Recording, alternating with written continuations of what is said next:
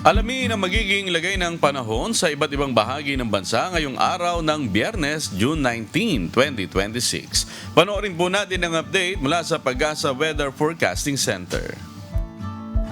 Magandang umaga po sa inyong lahat at live mula rito sa Pag-asa Weather Forecasting Center. Narito na ang lagay ng ating panahon ngayong araw nga ng Biyernes, June 19, 2026.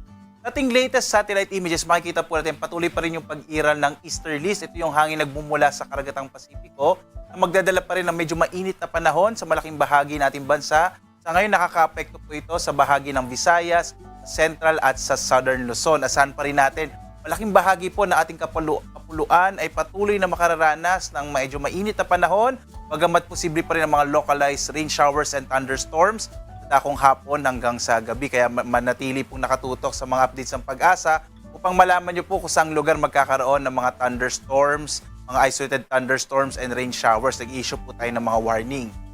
Samantala naman, yung minomonitor po natin na low pressure area ay naging isang bagyo na kaninang alas 2 ng madaling araw.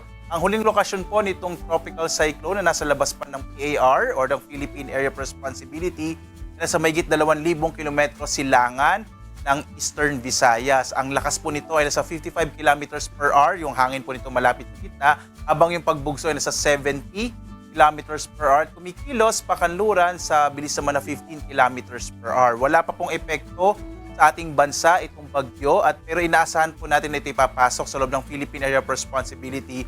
Posible po by tomorrow late night or sa madaling araw po ng linggo. At kayong posible po maging track nito ay kikilos pa hilagang kanluran at posible rin po na maliit pa sa ngayon ang posibilidad na tumama sa kalupaan ng ating bansa. Kaya tumutok po sa mga update ng Pag-asa para dito sa binabantay natin na bagyo na maaaring pumasok ng PAR. Ngayong araw naman dito sa Luzon, inaasahan po natin malaking bahagi ng Luzon ay patuloy na makararanas ng mga isolated rain showers and thunderstorms. Posible po mainit pa rin sa tanghali habang lumalaki ang posibilidad ng mga pag-ulan sa hapon hanggang sa gabi.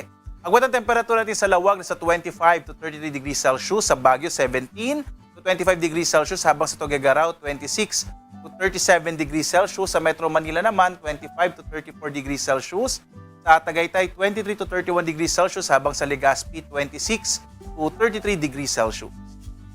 Sa dako naman ng Palawan, Visayas at Mindanao, ang Palawan makararanas din po ng mga isolated thunderstorms and rain showers. Agwat ang temperatura sa Calayan Islands 25 to 30 degrees Celsius, sa Puerto Princesa naman nasa 26 to 33 degrees Celsius.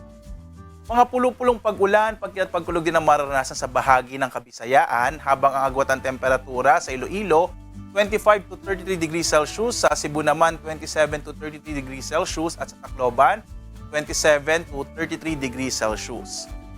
Ang Kalakhang Mindanao naman ay makararanas ng bahagyang maulap hanggang sa maulap na kalangitan na may mga pulupulong pag-ulan, pagkulog din, lalo na sa dakong hapon hanggang sa gabi.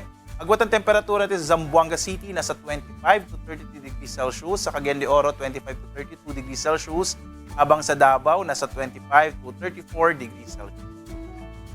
Sa lagay naman ng ating karagatan, wala po tayong nakataas na gale warning sa anumang bahagi ng ating bansa. Banayad hanggang sa katamtaman ng magiging pag-alon ng karagatan.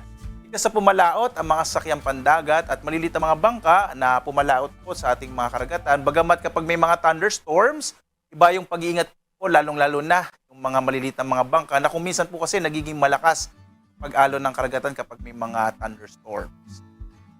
Narito naman yung ating inasa magiging lagay ng panahon sa mga susunod na araw. Makikita po natin, posible nga pong pumasok ng PAR or ng Philippine Area of Responsibility itong bagyo na nasa labas ng PAR.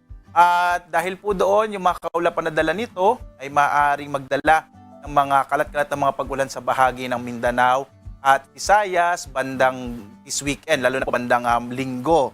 Samantala naman sa pagkilos po ng bagyo, hilagang kanluran nga po, posible naman na matrigger nito ulit itong habagat or southwest monsoon. Kaya naman, pagdating po ng Lunes hanggang Martes, posibleng maging maulap yung kalangitan na may mga pag-ulan.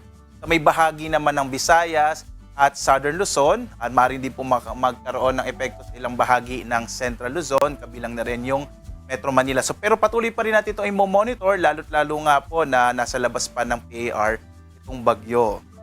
Itong latest naman po na track ng bagyo, narito po siya. Base po sa ating latest track, Actually po, posibleng ang pumasok ng Philippine Area of Responsibility itong bagyo bukas ng gabi or madaling araw po ng linggo. At kapag pumasok ito ng Philippine Area of Responsibility, tatawagin natin ito sa local name na Francisco. Pang-anim na bagyo na po ito ngayong taong 2026. At dahil nga nasa karagatan pa rin, posible po na patuloy itong lumakas at maging isang typhoon category. Pag sinabi po nating typhoon category, kung tatama ito sa lupa, aabot na hanggang signal number 4 yung lakas niya. So yung ibig sabihin kapag typhoon category yung bagyo.